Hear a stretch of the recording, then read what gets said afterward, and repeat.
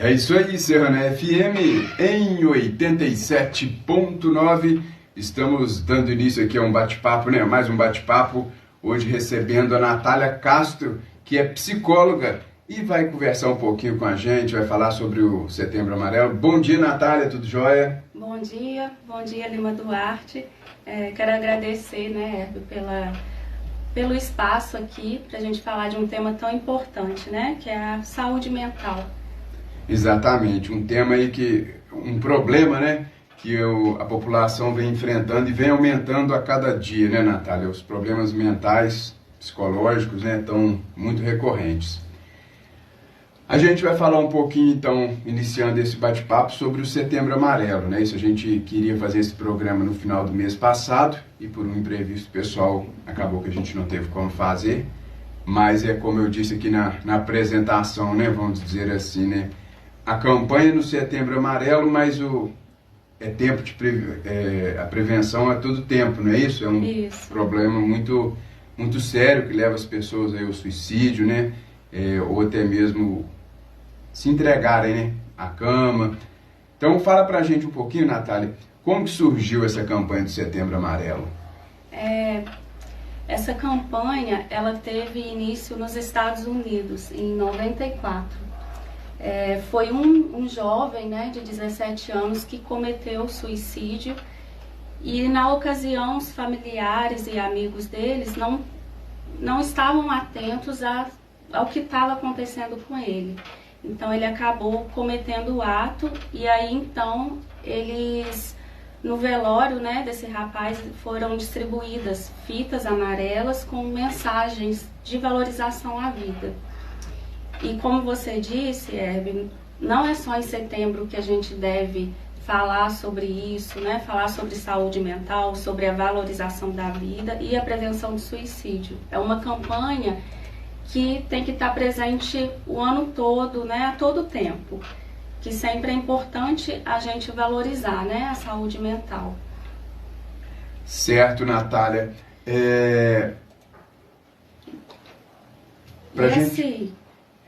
No Brasil, a gente teve o início da campanha entre 2014 e 2015. Em 2014 foi lançada uma cartilha sobre, né, suicídio, informando para prevenir.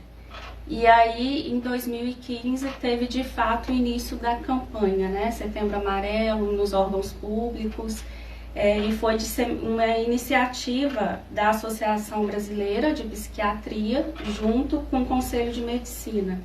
E estamos, né, até hoje fazendo todo ano a campanha. Certo.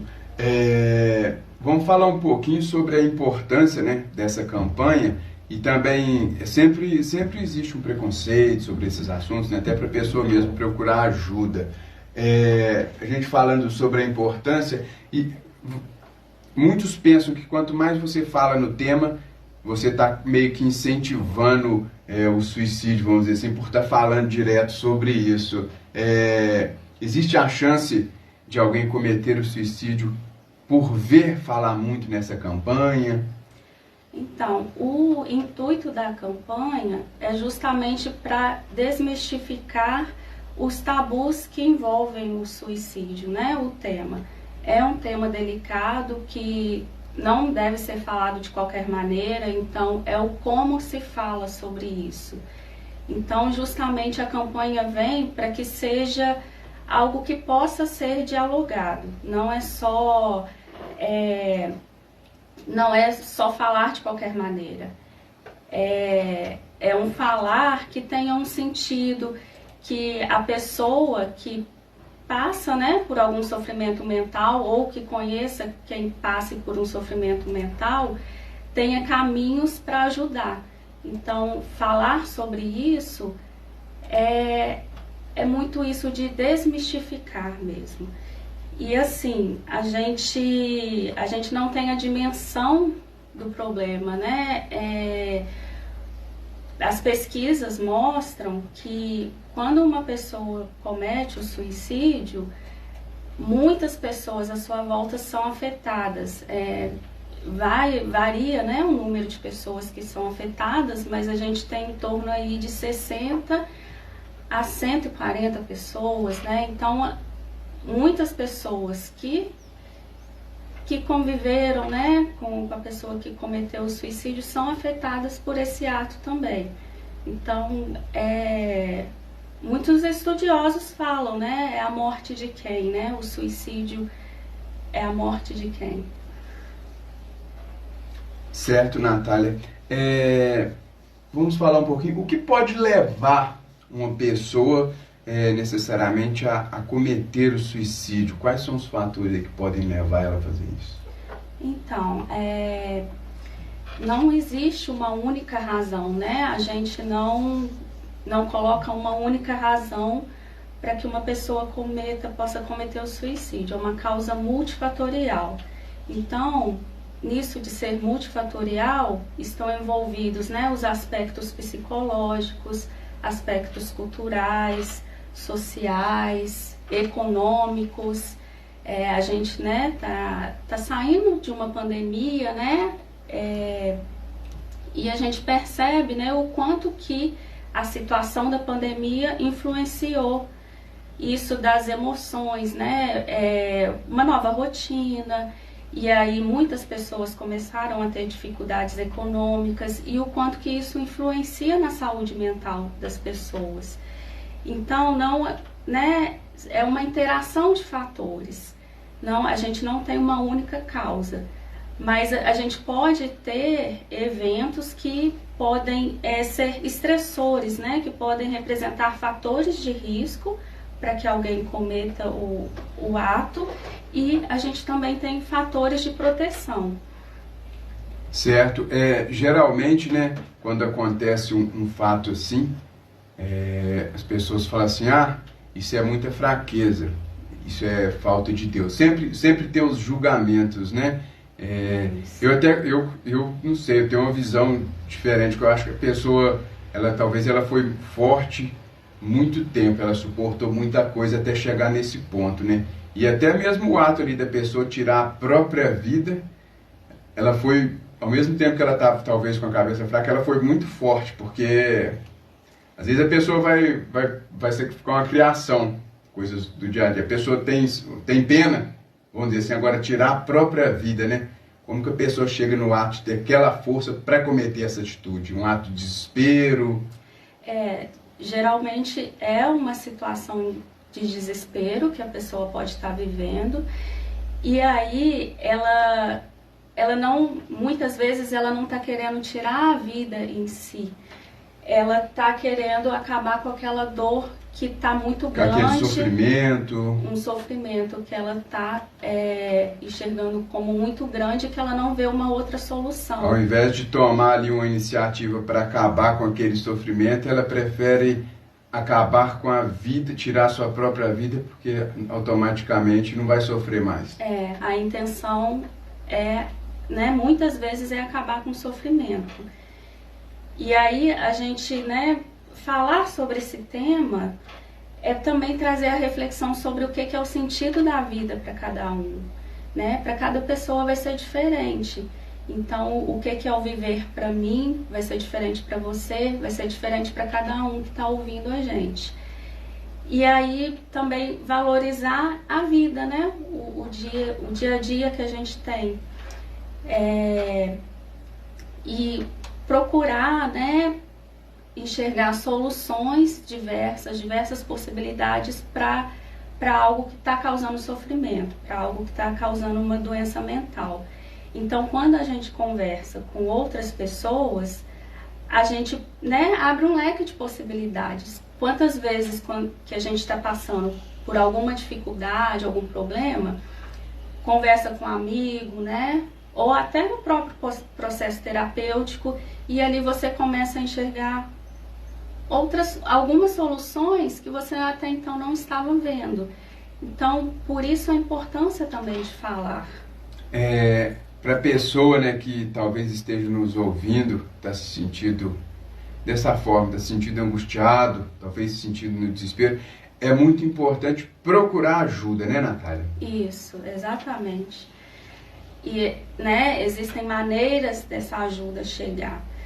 No serviço de saúde, né, aqui de Lima Duarte, da Prefeitura de Lima Duarte, a gente tem um acesso, né, à psicologia e ao atendimento médico também, através, né, dos postos de saúde.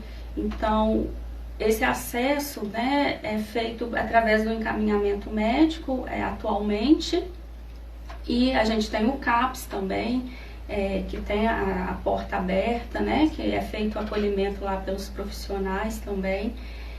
Então é isso, é procurar ajuda, mas também é preciso falar do caminho dessa ajuda, né, como chegar à ajuda. Então, né, além desses dispositivos, né, aqui da prefeitura, né, os dispositivos municipais de saúde, a gente também tem outros dispositivos que são através da internet, né? A gente tem o CVV, que além de fornecer um bate-papo online, ele também recebe as ligações gratuitas, né? O número é 188. Então lá são pessoas que são treinadas já para ouvir a situação de crise e fazer os encaminhamentos devidos, né? Os encaminhamentos que forem necessários. Então, assim, é um canal aberto também para quem se vê, né, nessa situação de angústia extrema, pode entrar em contato. É CVV que chama? É Centro de Valorização da Vida. Isso é site na internet? Tem um na site, parte pela internet. Tem um site na internet que lá tem o bate-papo online, né? Se a pessoa quer escrever, ela pode escrever. Interessante, eu não sabia desse canal, vamos dizer assim. E tem pelo telefone, que você liga 188 e lá tem as pessoas. É um trabalho voluntário, né? Mas assim, é um trabalho muito sério e que as pessoas recebem um treinamento para estar nessa posição de acolher, né, o outro e fazer as orientações que forem necessárias. Certo, Natália. A gente sabe também que sempre existem uns fatores de risco, né, para até a pessoa chegar nesse extremo. Você poderia falar para a gente um pouquinho sobre esses fatores de risco? Quais são? Como identificar? Então, os fatores de risco são as vulnerabilidades, né, que podem estar relacionadas às doenças mentais, depressão, esquizofrenia, bipolaridade, doenças mentais diversas. E também a doenças físicas que a gente, por exemplo, uma pessoa que era ativa, né, que saía para o seu trabalho todos os dias e de repente é acometida por uma doença física. E aí ela não tem mais aquela rotina que ela tinha antes, e também, assim, não consegue fazer as atividades que ela gostava, né, que ela tinha o costume de fazer antes. Então, isso também pode ser um fator de risco, né? Qualquer tipo de doença, que tanto física quanto mental, que leva a pessoa a pensar que ela não vai poder fazer as coisas que antes davam prazer a ela. O suicídio, né, de familiares e de pessoas próximas, né? Lembra daquelas pessoas que eu falei que são afetadas, que podem ser de 60 a mais de 100 pessoas? Então, essas pessoas que são afetadas, elas estão agora num grupo de risco, né? Elas acabam tendo mais chance de cometer também o suicídio. Então, tentativas anteriores de suicídio, o sentimento de desesperança, desamparo, desespero, que você também falou, a impulsividade, né? Esse agir por impulso, as pessoas que são impulsivas, né? Não estou dizendo que as pessoas impulsivas vão ter esse mais risco, mas acaba sendo um conjunto de fatores, e a impulsividade está nesse conjunto também, né? E quando a gente tem, né, o uso de álcool e de outras drogas, isso, aquela coragem que você falou, isso pode aumentar essa falsa coragem, né, da pessoa de cometer o ato. Então, é uma associação de coisas, né? E eventos adversos também, né? Por exemplo, a criança ou adolescente que foi negligenciado, que passou por abuso psicológico, abuso físico, sexual. Então, né, isso também vem como um fator de risco, né? São os traumas, né? E fatores sociais, aquilo que eu falei com relação à pandemia, né? Quando a pessoa está desempregada, os imigrantes, né? Não tem aquilo de pertencimento. A pessoa que chega de outro país, por exemplo, eu não sou daqui, né? Muitas vezes tendo que recomeçar, né? Fazer uma vida diferente. Muitas vezes a pessoa não queria sair, né, do seu país de origem. Então, isso acaba também sendo um fator de risco. E aquele sentimento, né, de solidão, sentimento de não pertencimento, né, de achar que outras pessoas não se importam com ela, né, com essa pessoa que tá com esses sentimentos. E aí, além disso, a gente tem, né, os fatores de risco, mas a gente também tem os fatores de proteção. E os fatores de proteção, eles estão relacionados aos cuidados que a pessoa tem com si, né? E esses cuidados, assim, com a saúde mental, que aí a gente também tem várias formas, né, de cuidar da saúde mental, alimentação, atividade física, o processo terapêutico, né, que é um processo também de autoconhecimento, e a saúde física também, né? Então, o fator de proteção é isso do cuidado com si, né, de uma forma geral. O autoconhecimento, o suporte familiar e social, né, o envolvimento com projetos, com pessoas, com a comunidade em si, em que a pessoa vive, a espiritualidade, né, independente da religião de cada um, mas essa conexão, né, com a espiritualidade, capacidade de adaptação e também o acesso a serviços e cuidados de saúde mental é um fator de proteção. E fazer, né, atividades que a pessoa considera prazerosa para si, né, ter acesso a essas atividades. Essa parte que você fala sobre a espiritualidade, nós temos um programa semanal aqui, toda quarta-feira, que é de uma igreja, mas a gente transformou ele num programa de ajuda psicológica. Eu até faço parte do programa. Participa com a gente uma psicóloga, a Gilsara, acredito que você já deve ter ouvido falar, Gilsara Legal, e a pastora Alessandra. Às vezes as pessoas até brincam com a gente, já estou cansado de vir falar nesse assunto, mas a gente aborda esse tema toda semana. Cada semana de uma forma diferente, mas tentando, e a gente tem um retorno que é bom para os ouvintes. Às vezes os ouvintes param a gente na rua e falam, hoje a psicóloga falou isso e ajudou bastante. Mas eu sempre comento isso com elas, que para a pessoa que também já tem uma religião, independente da que seja, parece que ajuda mais a pessoa a conseguir superar esses problemas psicológicos. Parece que dá Sim. A junção ali da religião, independente da que seja, igual você mesmo disse, com o apoio psicológico, parece que dá uma liga melhor para a pessoa conseguir sair daquele sufoco, digamos assim. Né, a religião também, né, a espiritualidade de uma forma geral pode ser uma rede de apoio, né, representar uma rede de apoio para aquela pessoa, para além da crença, né, da pessoa. Sim. Mas ela pode estar ali, né, possibilita ela estar em contato com outras pessoas, que é isso também, né, conversar, dividir, e aí isso, né, acaba sendo uma forma de proteção, né? As pessoas que estão, né, com problemas psicológicos, de repente elas não têm muito apoio, vamos dizer assim, de quem está à sua volta. Volta naquilo que a gente comentei no início aí, dos preconceitos, né? Você tá maluco? No caso do Cássio, você não vai lá, que lá é coisa de doido, a gente até comentou sobre isso aqui com o Hamilton na outra oportunidade.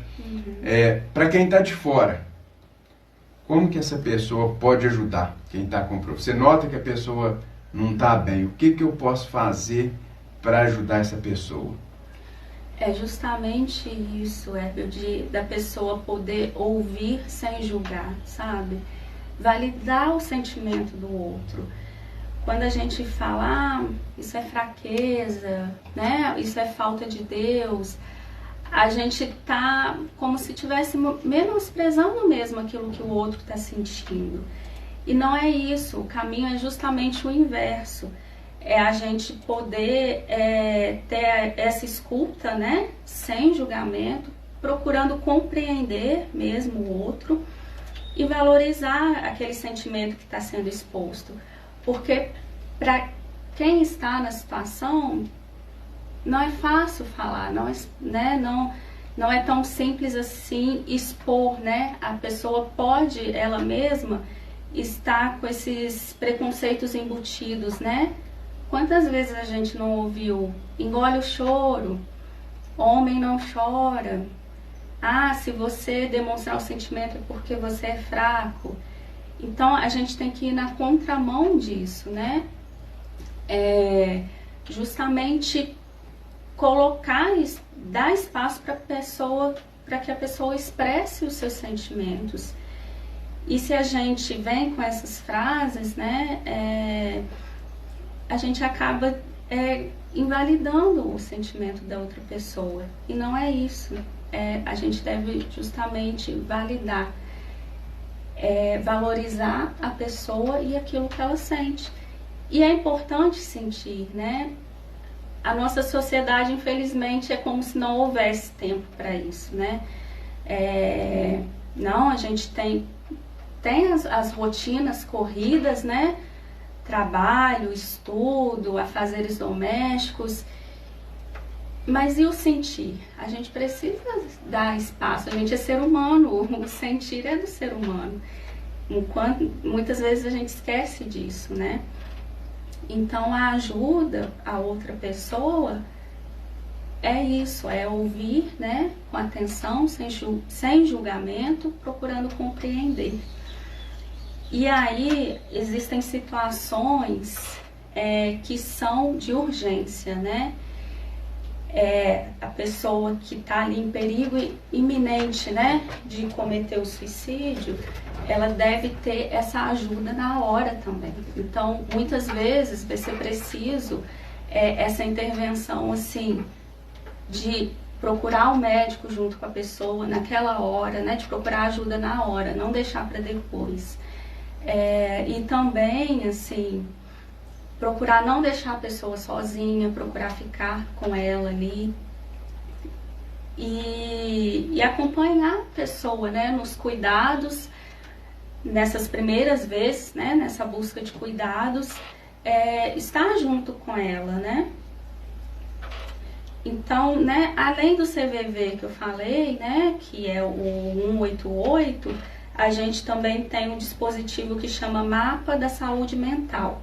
Depois a gente pode até deixar o link, né, para as pessoas acessarem.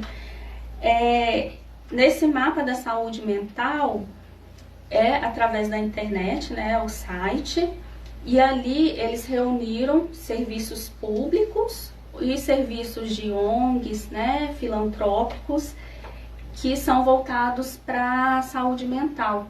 Então, tanto pode ter o atendimento online, né, e também o atendimento presencial. Ali eles colocam onde que o serviço da saúde mental está mais próximo daquela pessoa.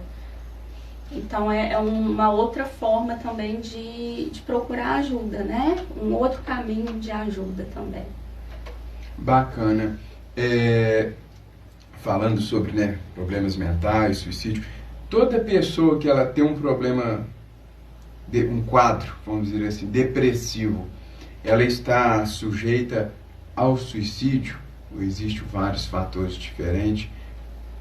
Ela está em risco, vamos dizer assim, toda pessoa que é diagnosticada está com um quadro de depressão, ela corre esse risco de partir para o suicídio? Não, a gente não generaliza, né? Não é que toda pessoa que tem a depressão, ela vai cometer o risco. Mas assim, a depressão é o contrário. A depressão pode ser, né, um fator de risco. Então, assim, a pessoa, né, que tem depressão, outro acometimento de saúde mental, ela precisa, né, vai precisar de cuidados e estar atenta a si mesmo para que não chegue a esse ponto. Então, ela vai precisar de cuidados, buscar cuidados para que ela não chegue ao ponto desse desespero, né, dessa angústia e de querer cometer o suicídio. É preciso estar atento, sim, preciso estar mais atento, mas isso pode acontecer com qualquer pessoa, qualquer um de nós pode... Às vezes ela pode não ter problema, aparentemente, nenhum mental, mas ela pode ter aquele lapso e chegar ao suicídio ali, uma coisa de momento. Que é a questão da impulsividade. Então, né, a gente nunca generaliza e nem minimiza, né, o sofrimento mental, mas a gente vê como um todo, né? Vamos supor, é diferente. Uma pessoa que tem a depressão, mas ela está em acompanhamento psiquiátrico, ela está em acompanhamento terapêutico, né, a psicoterapia, ela está fazendo atividade física, ela está no trabalho, ela está trabalhando, está em contato com a sua espiritualidade, vamos, né, supor. E aí uma pessoa que tem depressão, mas que ela não tem acesso ao serviço de saúde com o psiquiatra, ela às vezes precisa tomar uma medicação, mas não tem acesso. Ela não tem acesso a um acompanhamento psicológico. Ela está tão debilitada que ela não consegue fazer uma atividade física. Então, né, os riscos são diferentes, mas envolvem vários fatores, né? Não é uma única coisa. Então, essa segunda pessoa, né, que está com seu acesso limitado aos serviços de saúde, ela acaba tendo mais risco, né? Então, é difícil, a gente não coloca, né, não generaliza por isso, porque cada pessoa é uma pessoa. Cada pessoa tem um fator ali, né, determinante. Falando um pouquinho sobre os atendimentos, você hoje trabalha na parte do SUS, na policlínica, certo? Isso. Aqui na cidade, suponhamos que eu ouvi o programa aqui e notei que eu preciso de atendimento. Como fazer para mim ter acesso a esse atendimento gratuito? Qual é a primeira porta, digamos assim, que eu devo bater? Então, a gente tem, né, na cidade, os agentes comunitários de saúde, né? Então, o primeiro acesso, né, ao PSF, né, o Programa Saúde da Família, através, né, muitas vezes do agente de saúde, a consulta, né, com o médico do PSF, uma conversa com a equipe, né, com a enfermeira, né, com o enfermeiro que é do PSF, e aí, a partir daí vão ser dados os encaminhamentos, né? E a gente também tem o CAPS, que é porta aberta, né? Que a pessoa pode ir diretamente lá, que vai ser acolhida também. Lá sempre tem também um profissional que vai dar um suporte. Isso. Aquele primeiro socorro ali, vamos dizer assim. Isso, exatamente. Hoje, suponhamos, a pessoa ouviu aqui o programa, ela notou que o programa foi para ela, vamos dizer assim, vou sair de casa agora, vou procurar uma ajuda. Se ela for no CAPS, ela encontra um profissional lá que vai dar um suportezinho ela ali. Isso. E, por exemplo, né, vamos supor que é um fim de semana, né, e aí a gente tem o acesso aos serviços médicos de urgência também, né. Então, é importante a gente falar isso, da pessoa não ficar guardando para si, né. quando a gente guarda os sentimentos, a gente acaba causando aquele efeito de panela de pressão. Pode chegar um momento de não suportar, né? E realmente explodir. E aí isso não é interessante para a pessoa e nem para quem está ao entorno dela. Então, quanto antes a gente procurar ajuda e a gente reconhecer que tudo bem precisar de ajuda, é melhor, sabe? Não ficar deixando para depois.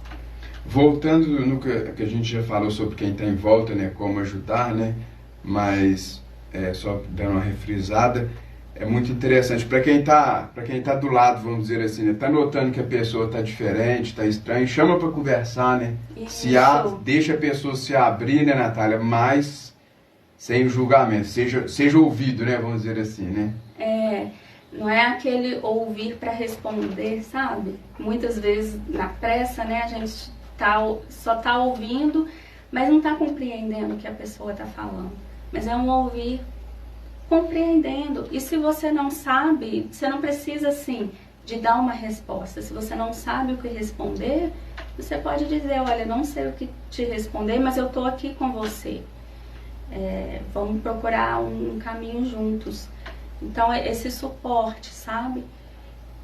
E, né, tá junto da pessoa, né? Às vezes, quantas vezes a gente não precisa falar nada, mas só de estar ali presente, né? Já é um apoio imenso, né? Já é um apoio. Eu tava lendo um pouquinho sobre, eu vi uma palavra escrita, pós-venção. O que é pós-venção? A gente muito fala, assim, da prevenção, né? Sim. Do suicídio. E a pós-venção é justamente quando acontece, né, um ato, e ali a gente vai cuidar dos familiares e das pessoas próximas daquela pessoa que acabou cometendo o ato de suicídio. O suicídio, é uma luta que pode, um luto que pode vir com muita culpa. Então, é uma morte, acaba sendo uma morte violenta, né? Que impacta muito a vida daqueles que eram próximos da pessoa, né? Então, isso da pós-venção é justamente cuidar dessas pessoas que ficam, né? A gente tem um termo que é os sobreviventes do suicídio, né? Essas pessoas que vivem o luto por suicídio. E aí a gente precisa justamente oferecer, né, os cuidados de saúde mental, os atendimentos necessários, para que não seja mais uma pessoa que vá cometer o ato, que pense, né, em fazer isso.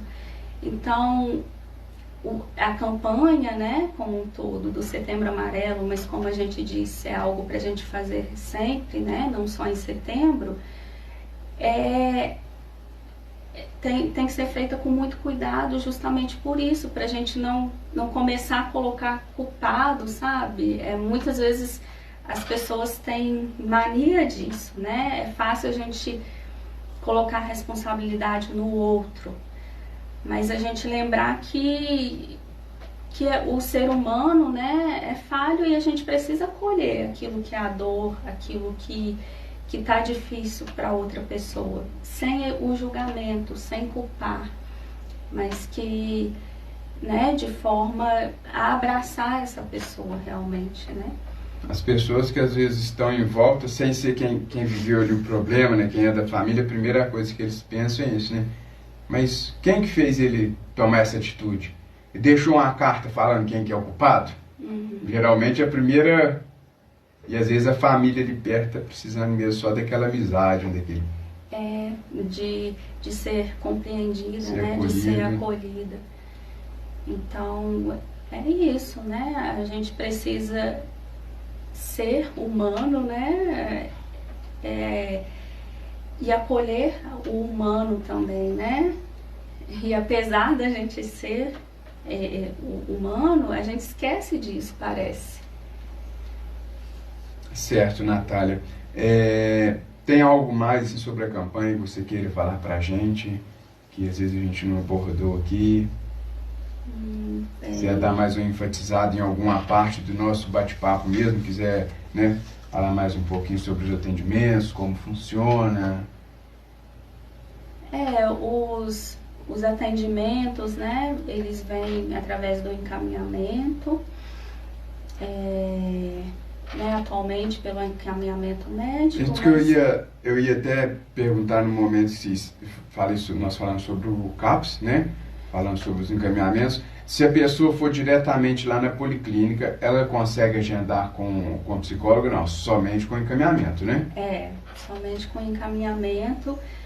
É que a gente tem, né, infelizmente a gente tem hoje uma fila de espera, mas a gente procura, né, sempre dar andamento nela. É isso. E temos, só você que atende pelo SUS na policlínica ou temos mais psicólogos? Temos mais uma psicóloga, Natália também, a Natália Nascimento, e temos também a Daniela, que ela está fazendo parte da equipe do NASF, né? Ah, bacana. Junto com o PSF também. Então, assim, a questão, né, do suicídio também traz pra gente a reflexão do que é viver com dignidade, né? O quanto que a gente precisa dessa vida com dignidade. E ele vem revelar um sofrimento existencial intenso. Então, por isso que a gente tem que valorizar, né, a pessoa, o sentimento dela. E por hora é isso, assim. Certo. Natália, nós estamos então chegando ao finalzinho desse bate-papo. Quero te agradecer, né? Espero que tenha sido bom para você. Tenho certeza que alguns ouvintes, né, foram tocados aí por tudo que foi dito aqui. Tenho certeza que foi de grande validade o programa, já deixando, né, o espaço sempre aberto, sempre que você quiser vir, independente de ser pela prefeitura ou não, quiser vir aqui participar de um programa com a gente, falar mais um pouco sobre algum tema da área, é muito legal. Assim, a rádio comunitária tem esse papel, né, de estar próximo da comunidade. O que a gente estava falando aqui nos bastidores, talvez 80% do público nosso ele não acompanha tanto a internet. É o rádio mesmo, o famoso radinho em casa. Então, é muito válido a gente estar levando essa informação e, de alguma forma, contribuindo para alguém que está do outro lado lá do rádio ouvindo a gente. Eu agradeço, viu, Edo? É muito importante esse espaço e o trabalho que vocês fazem aqui. Amigos ouvintes, a gente vai ficando por aqui, não é isso? Amanhã eu volto. Daqui a pouquinho a gente vai ter o programa da Igreja Casa da Bênção, né? Com a apresentação da Fátima. Hoje nós sairemos um pouquinho do ar. Estaremos com a programação gravada devido a uma substituição dos equipamentos que a gente vai fazer aqui. Mas já a gente está de volta, tá certo? Bom dia a todos, fiquem com Deus e até amanhã.